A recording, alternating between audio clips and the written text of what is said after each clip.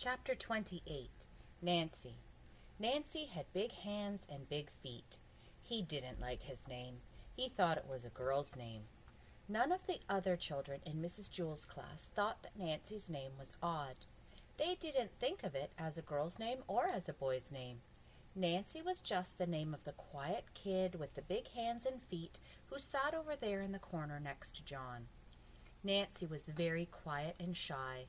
He was ashamed of his name. He had only one friend, a girl who went to class on the 23rd story of Wayside School. They were friends for a good reason. He didn't know her name, and she didn't know his. They just said to each other, "Hey, you," or just plain, "You."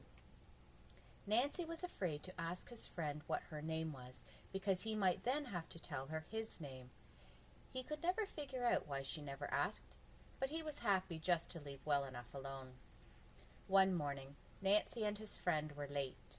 When they got to the 23rd story, his friend's teacher was waiting outside. "Hurry up, you're late, Mac," said the teacher. Nancy's friend turned red. She didn't move. "Come on, Mac, shake a leg, get the lead out," said the teacher. "Your name is Mac," said Nancy. Mac was very pretty. She had red hair and freckles. She covered her face and ran into her room. "My name is Nancy," Nancy called after her. Mac stepped back outside. "I was ashamed to tell you my name," she said. "Me too," said Nancy. "Nancy's a girl's name."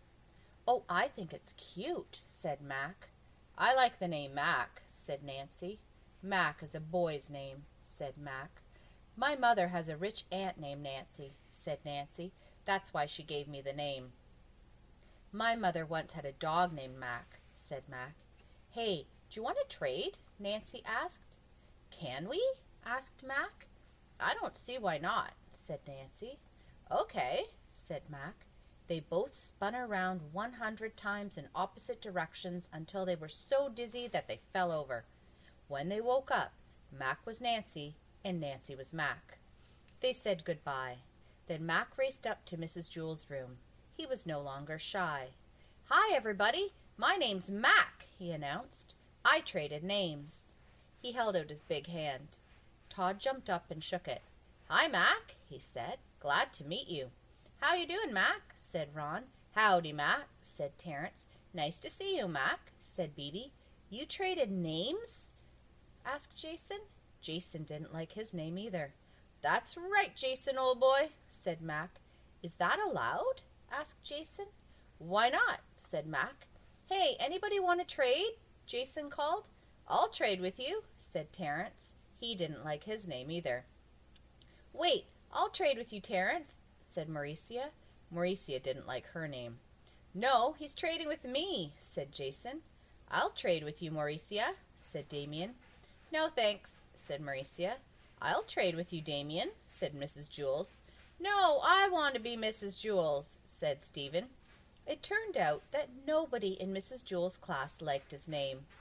The children all spun around in different directions until they got so dizzy that they fell over, and when they stood up again, nobody knew who anybody was.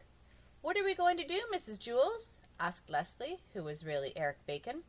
"My name is not Mrs. Jewels, it's Mauricia," answered Terence, who was really Jason. "No, it's not. I'm Mauricia," said Dee, who was really Joe. "You're both wrong," said Mauricia. "I'm Mrs. Jewels." This went on for an hour. At last they realized who the real Rondi was. She was missing her 2 front teeth. After they figured out Rondi, they were able to get Allison pretty easily. And then from there they got DJ, Damien, and Mrs. Jewels. She was the oldest one.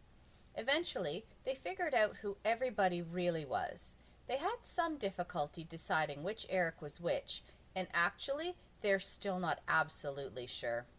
Everyone just decided to keep their own name. The children didn't like them, but it made things much easier. Mac and Nancy kept their new names, but when they were together, they still called each other, "Hey, you," or just plain, "You."